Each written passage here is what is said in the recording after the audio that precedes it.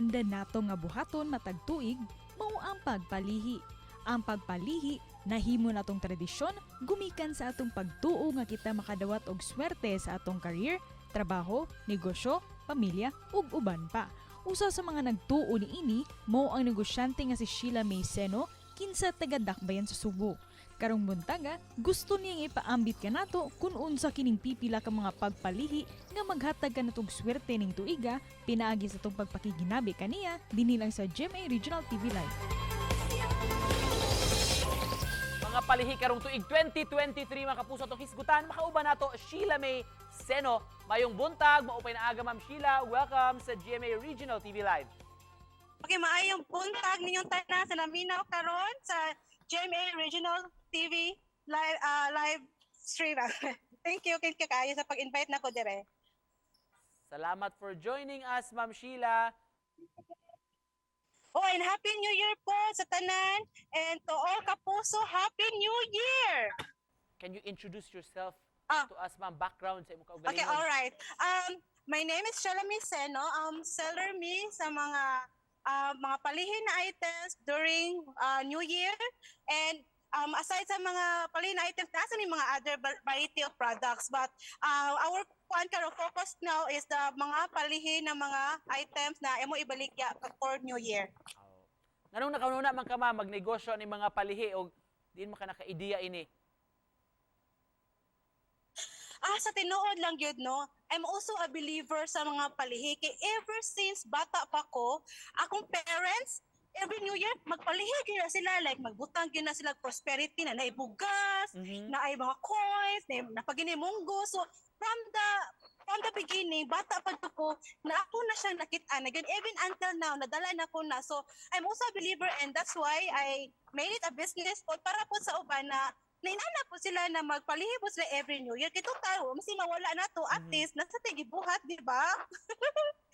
Pwede bang mapakita nimo karon ma'am ang mga palihi nimo nga mga items ug unsa may mahimo ani, unsa may gi-symbolize ini? First product na mo, I made sample. So, this is our prosperity na sample na mo. So, as you can see, na 3 cups, and then ay eggs, money, and then ay mga gold coins. So, for ang symbol ani, and aside pa sa among product, no, ang difference sa product na mo, we put Chinese old coins. If as you can see here, here. Okay. So, kani siya, it will attract more sa wealth and also good fortune. So kani siya, sample man ni siya. Among baligyan ni is kanang usa di siya kaset. Kani siyang tulo ka cups na gold and base, and then nami freebies. Mga freebies na gold coins kani siya. 12 ka gold coins. Freebies na siya, and then napud mi tulo ka additional na Chinese gold coins na pwede ibutang nimo sa imong pitaka or portfolio, because it will boost your wealth and also protect your fortune. And then sa karon sample man ni siya, so makita nimo nagbutang kog itlog, dili na siya free ha. ang free regret is ang gold coins, nami red ribbon na 1 meter para sa money kung magdana ka magbutang og red ribbon sa imong mga money. And sa karon para ang sample setup, magbutang kang itlog, because ang itlog ng God is a symbol of rebirth or bagong pag-asa. So you will, kung ganahan ka na mausap imong next year na gusto ka good vibes lang para makalimtan nimo ang mga pati na mga nahitabo karong tuiga, magbutang kang itlog. Okay? So tulo ka bug itlog, and then napay mga gold coins. So ang gold is a symbolize magyud og wealth, no? Gold is gold. Na maligya sa mi og mga gold chocolate coins kani siya kung ganahan ka additional coins. And then naasan ni kani siya very recommended kaayo nako ni is piyaw.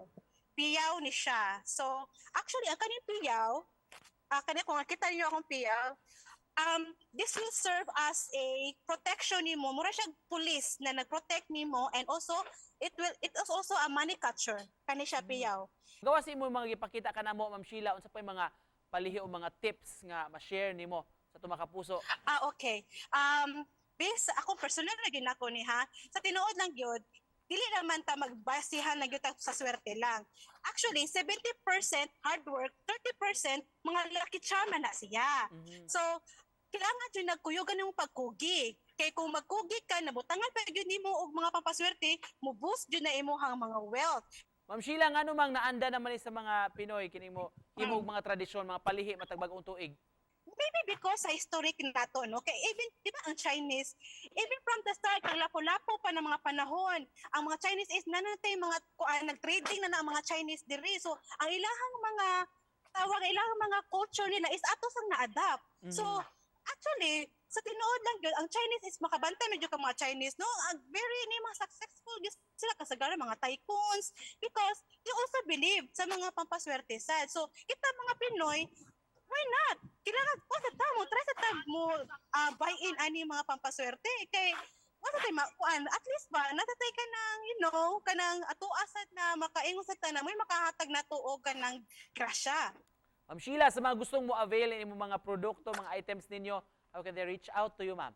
Pwede ko ninyo ma-contact through my number 0966-411-9854.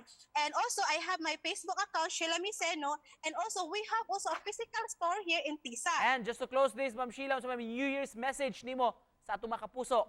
My New Year's message sa tanan, no? Kanang deserve nato ang tanang grasya. Deserve nato tanang mga swerte. So, ang ato lang is ang pagpugi, pagampo, and also mga apilay na pagpapaswerte para mo madali ang imuhang swerte. Daghang kay salamat, Ma'am Ha, for Okay. joining us this morning. Sheila Miceno, mga kapuso, Happy New Year! Thank you kayo sa pag-invite na ko here.